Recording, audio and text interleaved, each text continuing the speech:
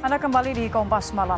Saudara, pasca pemilu, manuver Presiden Jokowi menggalang kekuatan tampak dengan bertemu Ketua Umum Nasdem Surya Paloh hingga melantik Ketua Umum Demokrat Agus Harimurti Yudhoyono sebagai Menteri ATR BPN.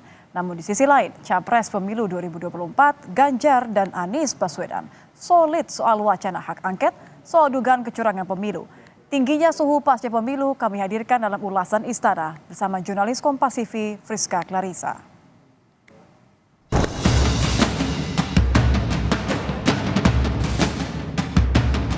Dengan seluruh-seluruhnya.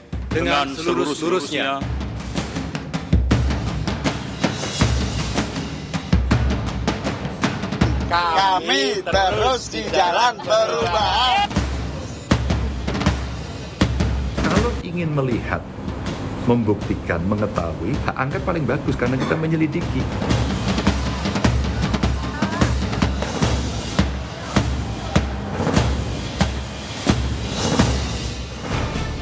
Dinamika politik pasca Pilpres makin hangat.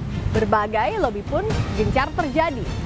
Salah satunya pertemuan Presiden Joko Widodo dan Ketua Umum Nasdem Surya Paloh yang menimbulkan tanya, apakah ini bagian strategi politik akomodasi dan berpeluang mempersempit berkembangnya ruang oposisi? Lengkapnya dalam ulasan Istana bersama saya, Friska Clarissa. Pasca pemilu, Presiden Joko Widodo bertemu Ketua Umum Partai Nasdem Surya Paloh di Istana Merdeka Minggu pekan lalu. Jokowi menyebut dirinya ingin menjadi jembatan bagi semua pihak. Namun mengenai siapa yang menginisiasi pertemuan Presiden dengan Ketum Nasdem, Jokowi enggan berkomentar. Menurutnya, yang terpenting pertemuan Minggu malam itu bermanfaat untuk politik di Indonesia. Pertemuan politik biasa. Itu Bapak yang mengundang atau Pak Surya Paloh yang mengajukan?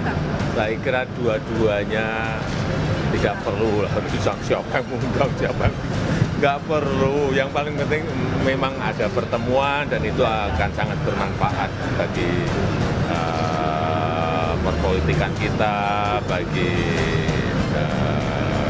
negara, saya kira. Yang paling penting itu. PDIP yang siap berdiri. Ya, ditanyakan aja kepada beliau-beliau yang ada di PDI Perjuangan. Ajakan atau Bapak harapan ke Pak Surya Paloh kepada Nasdem apa? Ini baru awal-awal. Tapi itu sebetulnya saya itu hanya menjadi jembatan. Yang paling penting kan nanti partai-partai lah. Namun Capres Pemilu 2024 Anies Baswedan menganggap pertemuan antara Ketua Umum Nasdem dan Presiden Jokowi di Istana adalah pertemuan biasa. Kalau pertemuan itu kedengaran media 2-3 hari sesudahnya, nah itu baru serius tuh. Tapi kalau belum kejadian sudah rame, nah itu berarti tontonan aja itu. Selang 3 hari, langkah politik Jokowi melantik Ketua Umum Demokrat Agus Harimurti Yudhoyono jadi perhatian. Keputusan Presiden ini jadi sejarah kembalinya Demokrat ke Istana setelah hampir 1 dekade berada di luar pemerintahan. Taktik politik juga dilancarkan tim paslon Anies Muhaimin dan Ganjar Mahfud dengan menggulirkan wacana pengajuan hak angket ke DPR soal dugaan kecurangan pemilu 2024. Hak angket adalah hak DPR untuk melakukan penyelidikan terhadap pelaksanaan suatu undang-undang atau kebijakan pemerintah yang berkaitan dengan hal penting, strategis, dan berdampak luas yang diduga bertentangan dengan peraturan perundang-undangan. Capres Ganjar Pranowo menyebut usulannya agar DPR menggunakan hak angket ia sampaikan dalam rapat evaluasi dengan pimpinan parpol pengusung dan mendesak DPR tak diam saja menyikapi dugaan kecurangan pemilu. Kalau ingin melihat, membuktikan, mengetahui, hak angket paling bagus karena kita menyelidiki. Itulah yang kemudian saya usulkan waktu itu. Di bawahnya interpelasi. Minimum sebenarnya Komisi 2 memanggil penyelenggara pemilu, apa yang terjadi? Masa kayak gini diam aja? Enggak lah. Mestinya DPR segera ambil sikap ini, undang penyelenggara pemilu, undang para pakar, undang masyarakat, sehingga mereka akan bisa menyampaikan. Ya, kalau angket kan pasti ada proses politik ya. Kalau kita lihat komposisi suaranya, kira-kira yang setuju siapa, yang tidak siapa, matematika politiknya kelihatan. Tapi prosesnya pasti tidak gampang. Maka saya bilang, udahlah paling kecil aja, raker.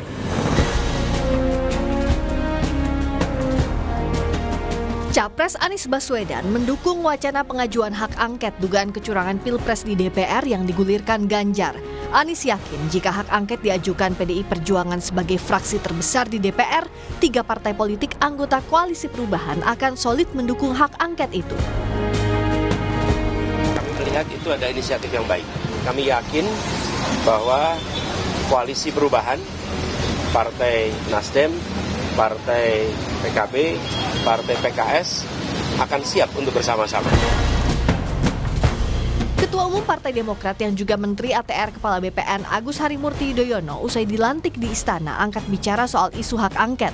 AHY menyatakan hal ini sebagai bagian ekspresi pasca penyelenggaraan pemilu dan menyebut tak perlu ada prasangka soal kecurangan.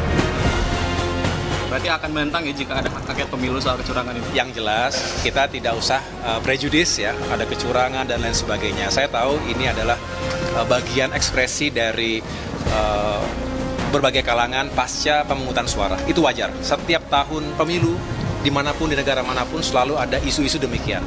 Tetapi saya punya keyakinan, walaupun sekarang masih penghitungan sementara, tetapi yang jelas sudah bisa terbaca siapa yang menjadi pemenang pemilu.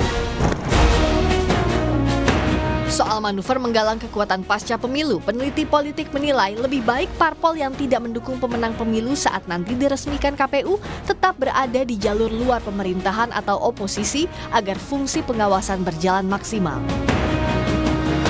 Sebetulnya ada secercah harapan bahwa oposisi akan cukup solid, mengingat bahwa partai-partai yang saat ini berpotensi, katakanlah berdasarkan quick count ya, untuk menjadi oposisi adalah partai-partai yang punya leadership yang solid, seperti PDIP, kemudian Nasdem, PKS, dan juga PKB ya. Sehingga tetap ada potensi bahwa setidaknya kita punya parlemen yang 50-50 dengan penguasa, dan saya kira itu good news ya, terutama bagi kami ilmuwan politik yang menghendaki berjalannya checks and balances dengan jauh lebih baik ketimbang tahun-tahun sebelumnya. Lobby politik lumrah dilakukan jauh-jauh hari, tapi rakyat harus tetap mengawasi karena penghitungan suara hingga kini belum selesai. Pun manuver politik antar elit jangan sampai mempersempit check and balances untuk menjaga sehatnya iklim demokrasi.